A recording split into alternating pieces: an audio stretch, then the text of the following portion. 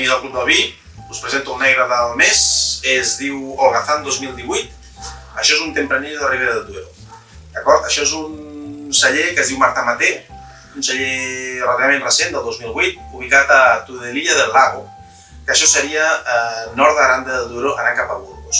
I això dins de Ribera del Duero, per ubicar-vos una mica, és la zona centre de Ribera del Duero, mica nord, és la zona mica més freda, mica més d'altitud, 900 metres d'altitud, d'acord? Això fa que aquest vi està en una zona que els riberes són més tensionats, és a dir, tenen més acidesa, tenen més nervi, es treballa menys la bota. Molt diferent del Ribera del Duero, potser més tradicional que coneixem, de la zona més cap a Valladolid, és a dir, Peñafiel, tots aquests pobles on hi ha els grans cellers i els més coneguts, d'acord? Sí que és veritat que és una zona que a poc el mercat s'hi està tornant cap aquí perquè amb el tema també del canvi climàtic i per la nova tendència que hi ha en el món del vi, doncs busquem més aquests vins de frescor, d'acord?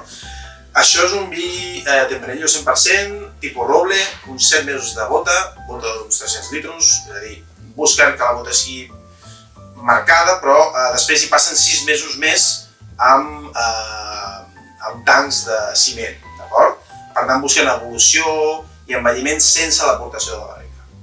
Per tant, una mica aquesta idea prèvia que us estava dient del tema de menys bota. És un vi amb nervi, és un vi ferm, amb un taní ferm, un vi amb fruits vermells, fins i tot alguna de notes cítriques, té aquesta frescor marcada. Però no és un vi suau, és un vi amb caràcter. Per tant, us diria, vi per prendre uns 15 graus, d'acord? Per tant, una mica de frescor, mitja hora, 40 minuts de nevera, i un vi per prendre amb plats també intensos. Carns, planxes, carns vermelles, també aquests patès de campanya, que són aquests menjars greixosos i intensos que van bé aquests vins, que netegen el paladar, que deixen la boca seca i combinen molt bé amb aquests plats. Què us diria?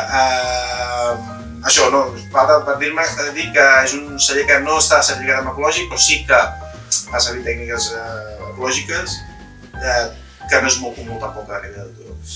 I no vull oblidar res d'aquest vi, però una mica aquí el que hem volgut és oferir-vos un vi fora de l'habitual de la Ribera del Duero. D'acord? Això, espero que us agradi i us fem el feedback. Salut!